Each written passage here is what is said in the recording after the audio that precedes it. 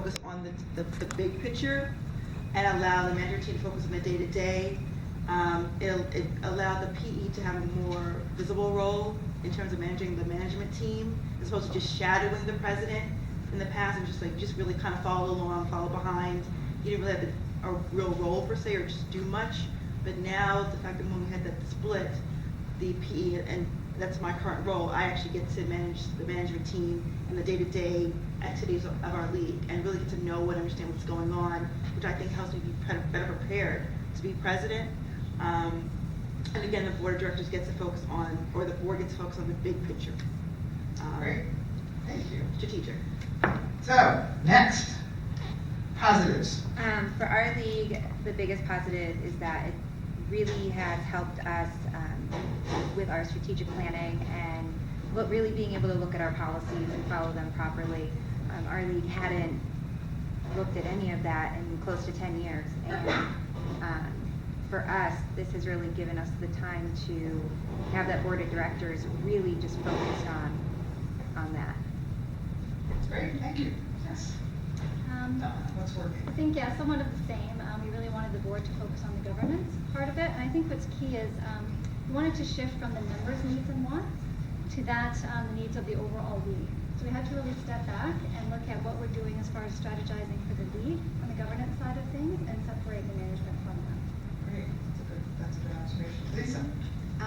We were not just living year to year, we were living month to month. And we were so focused on just maintaining an organization, we weren't able to have any direction. We haven't had a strategic plan in over 15 years. We don't have a policy manual, we don't have a procedure manual. And every standing committee chair was a board member. So we had 33 people on our board. And so we were just trying to maintain life.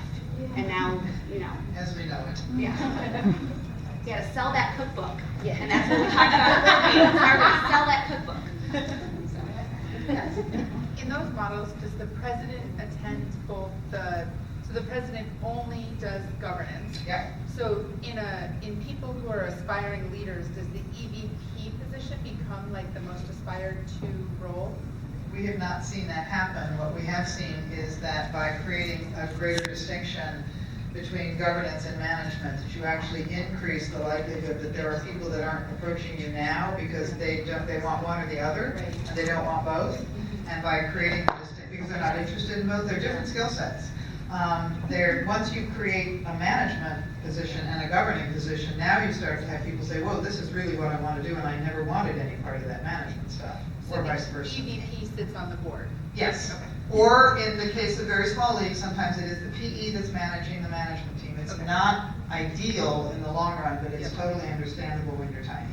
And the EVP reports into the president. Well, no, she's a board member. The relationship is management team to board, not EVP to president. The board is the governing body, not the president.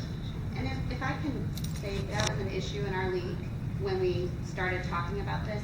And I really want to encourage everybody, our mission is to empower women to be civic leaders. So we really need to get away from this hierarchy that if you're the president, you are the leader, you are the top person. Every member of your league is a leader.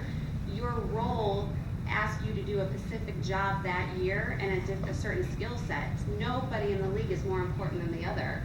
And we need to start approaching our jobs that way, that we are a collaboratory unit. Okay, so that's the good news. What makes this hard? What makes this whole new structure difficult to manage? Lisa, why don't we'll roll back down the other way.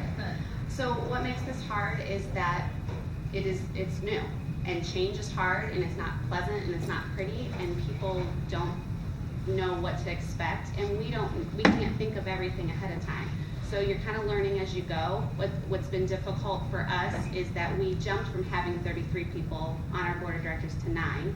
So the communication aspect of how to now relay all this information and what the roles are is difficult, because our VPs were the exec board, so they were the officers of the league, and now they're the management team. So who does what, who's supposed to say yes to what, and that's difficult. But we have a really good sense of leaders this year who knew that out of the gate and want to work together and want to give each other a lot of grace. So, Donna. I think that's key, I think, just defining those roles, and then just making sure that's communicated to everybody. What we did this year, we have a small board, we have 6 people on our board, we have 5 committees, and they're each chaired by one person. The board met this summer and set our strategic objectives, and then we really went back to the chairs. We created our annual plan. We actually created a tool called the dashboard, kind of like a spreadsheet. So we had the annual plan set out, but we went back to the committee chairs and said, you know, based on your resources and what you think you can do for this year, you fill it out. So they're actually implementing what they think they can do within that year. And then we manage that on a monthly basis, so it's transparent too for the whole week, so that everybody can go onto the website and kind of see what. I think you're a little hard to hear in the Am I? back. If you Okay. can get that mic there, that would be good. Thank you. Just mentioning that we created a dashboard. So it's updated monthly by the committee chairs. Again, it's posted for everybody in the league to see. So it's a good communication tool, not only for what everyone's doing, but also just reemphasizes that split. So the governance is sort of not really on there as much as the committees are, and they report directly to the EVP. So me and my role, I'm reviewing that on a monthly basis. I'm reaching out to the committee chairs to sort of say, you know, what's going on, is there any issues, is there problems, and we're celebrating successes as well.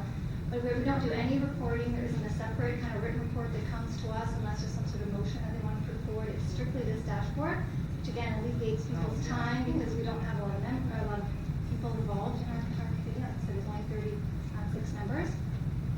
So this is something that's worked well, and again, it opens up transparency so everybody in the league can see what's going on. And we're allowed to change it. I mean, it's not set in stone. You know, when we come back, you know, in September, if there's updates to that, people can modify it as they see fit. People come and go. There might be another initiative that comes, you know, to the forefront that we want to add to that. But it's something that, you know, our president was very committed. She was the PE elect last year. It was the first year of her presidency, but she was really committed to this split. I think a lot of us have seen that there's a lot of burnout on board, and there's a million questions that come to the president all the time. There's no time to really focus on anything else. So we were really committed to doing this split. Again, I agree that I think a smaller league, I mean, I don't have experience on a huge league, but I think it's easier to get this rolled out. And so far, this dashboard has really made a difference for us. And Great. Okay, Ann. Yeah, so we were similar to Lisa with what was difficult in the sense of like communication, and the older members who've been in the league for a long time kind of giving up the whole, well, this is how we've always done it, and while yes, that's how they'd always done it, it hasn't been working anymore. So that was kind of the difficult aspect of this, and the fact that it is new, and we're still working out kinks and kind of trial and error of what works, and same thing with now realizing between the board and the management team and that communication and making sure that everything's transparent, and then it's transparent to membership. And that's kind of, I think, been our biggest hurdle. And then what we've realized is that we need to make sure everything is transparent to membership, so they also know exactly what's going on and don't feel like things are just happening behind closed doors, because at the end of the day, it is your membership that drive your lead. Right, Nancy. I think what's become a little bit challenging for us sometimes is trying who focuses on what, even though we say the board is going to be, the board of directors focuses on the governance and the mentor team focuses on the day-to-day. Sometimes it's just a gray area. It's kind of like who really handles what. So sometimes we have to struggle with that, like that gray area, who gets the final say. But I think that the main reason why we did it is to avoid burnout, or to prevent further burnout of our members because of our numbers. And because of that, we've become maybe a little bit top heavy. We have about 7 people on our board and about 8 to 9 on our management team. So we lost one person, so I said 8 to 9. But so we have 7 on our board, 8 people on our management team. So we've become a little bit top heavy, but at the same time, it still has been working for us. We have been struggling right now, which I've heard is not that we're not anomalies, that we've been having a hard time trying to get a PE. So we're actually entertaining the idea of having an EVP. And we have somebody who actually said they would be our EVP, so I'm not jumping off a bridge right now. I'm very happy. I'm like, oh my God, you know, you've saved me, you thrown me a lifeline. So if we don't get a PE, you know, in place, I'm comfortable and happy with the person who said they would be our EVP.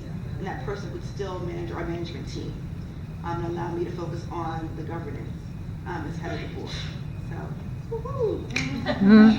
Okay, we don't want you jumping off the No. You could take this anywhere, so maybe what we ought to do is open it up to you all, and you can ask either directly to one of our 4 panelists, or whatever, throw it out. Why don't we start there? I just would, could you kind of just speak to kind of, now that you've got it down, the positions that you have on the board versus what you really kind of, those titles, more or less? I mean, kind of paint a picture. Remember, Evansville had every standing committee chair on the board. So this is, we never had a board structure. We now have the president. Indiana state law says we have to have a president, a secretary, and a treasurer. So we've done that. We have a PE, which we currently do not have a PE. We have the EVP, which we currently do not have an EVP. And we have 4 members at large, a sustainer, director, and nominee chair. And our management team is all the VPs of what you guys would call councils. Evansville calls it clusters. So we have a VP of fundraising, which we currently do not have filled.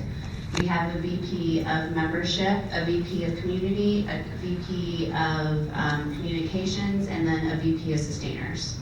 So one of our challenges is that our pool of leaders was not big enough for if someone resigned. So it's been very tasking on me, but Ann actually talks me off the ledge, so I'm not jumping. But I want to say that there's a positive side to that coin. I don't see it as a problem. I see it as a symptom to show the league what the problem is. If we don't have women in a pool for these positions, that means the organization is not living up to its mission of training volunteers to fulfill these roles and then go out and be the civic leaders in the community. So this is actually a symptom. Now the board is going, oh, we need to have a strategic plan for training. We haven't trained in years, and that's why we don't have a pool of candidates. So I don't be shy of having problems, embrace them and see them as a positive challenge to make it better. Jill? I have a follow-up question on that, and I'm going to try to ask my question from before. Lisa, you don't have a PE or an EVP? No, we don't have a PE or an EVP. Actually, or They they resigned? resigned. We had, they've both had some personal family issues. This is within your first year in the split. Yes, it has been fun. Just keep smiling. Luckily though, for our league, I am a stay-at-home mother, which does not mean I'm not busy. I have 2 children, so I'm very busy, but it has lent for there to be a little bit more flexibility. But here's the thing, it's the board's responsibility to provide the needs of the league. So it is not the president's responsibility to jump in and do everything. Thank you, Ann. So Ann was like, no, don't. So the board has gotten together and has made a strategic plan, and they are fulfilling the roles of the EVP in different manners. And the management team is strong. They are women. The first year, I'm so happy that nominating Listen to the Roll team. They're women who are, it's okay. Because at the end of the day, as important as junior league work is, there's not a heart in the cooler. And nobody's gonna die if that cookbook did not get sold.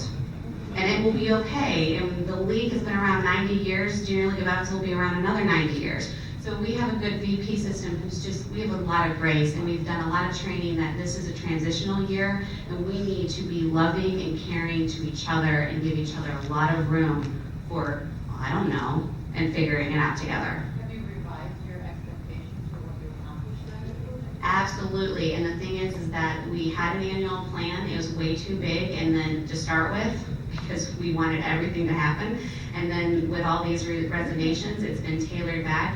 But the board is responsible to the stakeholders, which is our members, and the board is going on Tuesday in front of the general membership and explaining why this is not being accomplished, what the strategic plan is to revise the plan, and how we're going to move forward. So, and that's okay. Yes, right there. You feel like there's a disconnect sometimes between what's going on, like let's say like the 8 people part of management, does that get filtered really up to governance? Or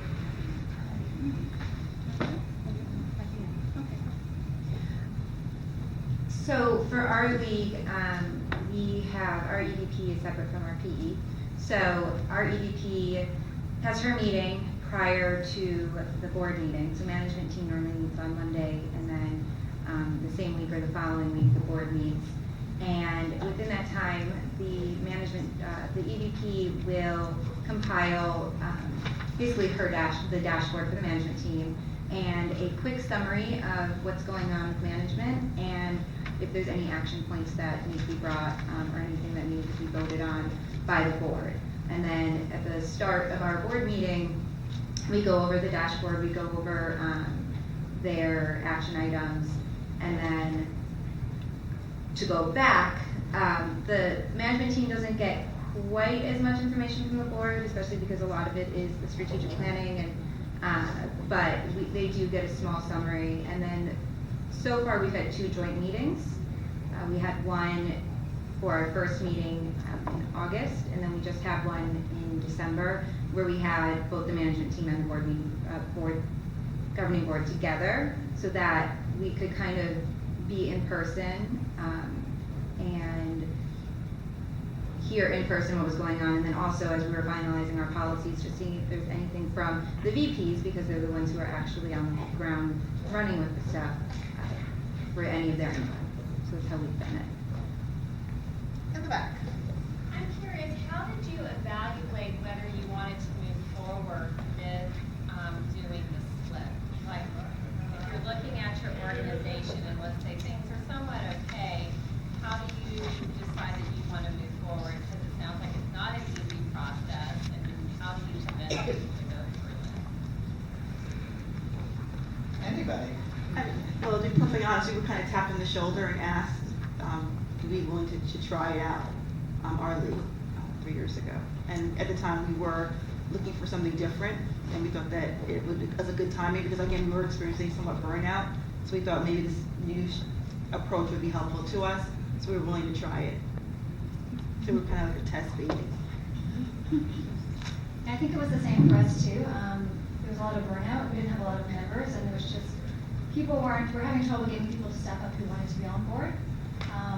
So this we thought might be an easier way that we're separating the governance, we're creating 2 different rules, so it might not be such a burden to try to get people to come forward with things. We're still in our first year, and we're still going through our nominating, placement, and membership is all kind of one committee. So we're still working on some of the ways to kind of separate that out and really focus nominating on the PR piece, so that we continually have a pool to pull from for board members. So that's been a challenge for us. I went to ODI and came back and reported to the board that what they were suggesting at ODI under the new structure, and then the exec council decided to engage in the rollout, and we used the rollout as an indicator to train our league, to talk about it. We had town hall meetings, we had general membership trainings, things like that. In fact, we created a package that the rollout committee, after learning the modules on a monthly basis, said this is what it could look like for us, this is how it would look for Evansville, based on all that training, and then presented a package and a report to the board, and the board voted last year and then presented to the membership, and the membership voted. So that's how we went about it. Yes, over there. Yeah.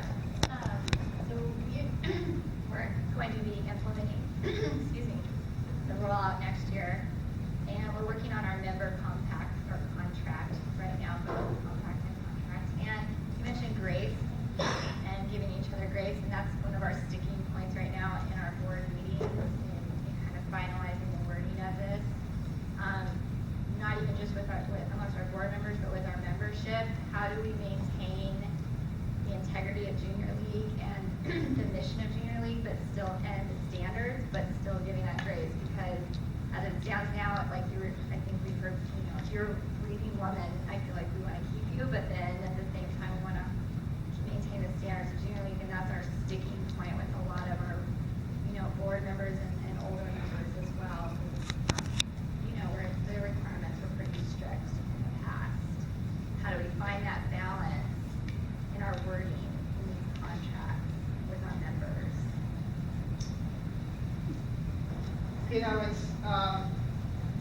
It's a tough one, and it's one that it doesn't just impact an organization like the Junior League, but I guess just a couple thoughts I would throw out. We were a very hierarchical organization. We were also an organization built for full-time volunteers. And we stopped being that organization in the late 1970s. And yet we didn't do anything to alter our structure, our operating systems, or our expectations of our members. We simply took the full-time model and made it work with part-time volunteers. So I think out of that has grown this idea that somehow or other there's been a slow and gradual lessening of quality that I would argue vehemently against. I think that's been a misunderstanding. I think you've also, and I don't think this has anything to do with the whole millennial babble. I'm not a fan of, arbitrarily arguing that all of this change is happening because of those young ones. You, quite frankly, in the short term, one of the quickest growing groups of women that you could get to join your leagues right now are frankly probably not millennials who do not have a whole lot of discretionary time, but it's boomer retirees. They are also not going to tolerate an organization that tells them when to jump, how high to jump.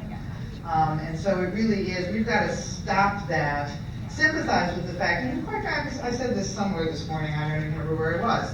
I mean, we all can remember when we learned a couple of years out of college that they changed the requirements for the freshman core courses. It's like, well, dang, I had to do calculus 7 times over. Why don't they make them do that anymore? Some of that is just that natural kind of rivalry that you feel. I've never believed that there was a lessening of commitment. We just make it really hard for that commitment to be meaningful as long as we continue to have a very top-down, hierarchical, requirement-based command and control model. We just have to move away from that because it doesn't work. What happened with us is that we decided at the suggestion of AJLI when they were teaching us the rollout to stay steady as you go. So we actually, the one part we didn't do with that is we rewarded our members by doing this transition, and they had less hours to do this year. We got up and we explained, we're gonna go through flux, we're gonna have some transition, we're gonna have some hard times, so let's not do 6 hours of done in a day, let's do 4. And let's not do our rummage sale this year because we're already seeing a decline in the money coming in. Let's just pause it, sunset it, and the sun can rise again, and we can bring it back the next year, or we can bring it back in 2 years. And they voted on that, and they were all for that because they saw it as a reprieve. And actually, it's an indicator that we're going the right direction. That they don't want to be told you have to do it this way all the time, and they're really responding to not fitting into one mold and being able to be who they are within our organization, and us thriving on that. I mean, I agree with that. I just need that. Yeah. It's a tough one. I mean, there's no question that there's going to be some tension. There's also Absolutely. going to be a couple people who are not going to give you grace. Yeah, and may move away. Yes. I'm hearing that the EVP would oversee the membership committee chair, finance committee chair, community impact chair, be aware of all of their activities, and also be on the board. How do you then prevent overload and burnout of the EVP? The simplest answer I can give to that is that being EVP is her only responsibility on the board. Well, she is a board member. Board members will have other board duties. You really try to stay away from the EVP in that regard. Same thing is true with nominating chair. She's got a big job already sitting on the board and handling nominating. So you really kind of do it in the same way. But the more important point, we do not recommend that you simply take the siloed management that you have now with VPs all reporting directly into the president and simply transfer that to an EVP. We strongly recommend that they view themselves as a senior leadership team that make collective decisions and then implement them, so that you're not simply you're not relieving an overworked president and creating an overworked EVP. That will not serve anybody well. So you also want to change how you approach management so that it is much more collaborative and much more team-based. Can you elaborate on the other board duties and other board members have? Well, I mean, the board, one of the things that this opens up, most junior league boards do not have a strategic, sustained relationship with the membership. You have individual relationships with individuals whose work you are directing. That is not a strategic, governing relationship. The board needs to develop its own membership policy. for all of its members. That's number one. Number two, there are big questions that boards need to be paying attention to and they can't because they're trying to run the league, like financial sustainability, like brand positioning in the community. It will take time and effort. That is the work of the board. That requires meetings, that requires conversations, it requires research. That becomes the work of the board. So that's how it shifts. Are we beginning to run out of time? We're actually at time, but I just want to basically ask folks if people were interested in continuing on, maybe we could extend another 15 minutes? I can't, because Okay. I have a 6 o'clock. Okay. What if, But you all can. yeah, but we can still talk, Yeah. all right? And then I Okay. can maybe continue on some of the Perfect. questions. If folks do need to leave, please feel free to do so, but otherwise, if you're interested in staying, are you okay staying on for another 15? I just wanted to add Yep. something real quick before Ann dashes Sure. out. The problem we had though too with the management and governance system is the board is not the boss of anything, but it also, it's a collaboration, but it also sometimes, at the end of the day, the board oversees and governs the league, and, Right. and it would get a little sticky when management would be like, well, that's not your call to make, but the board has to give them direction and policies and things to do, so just keep that in mind.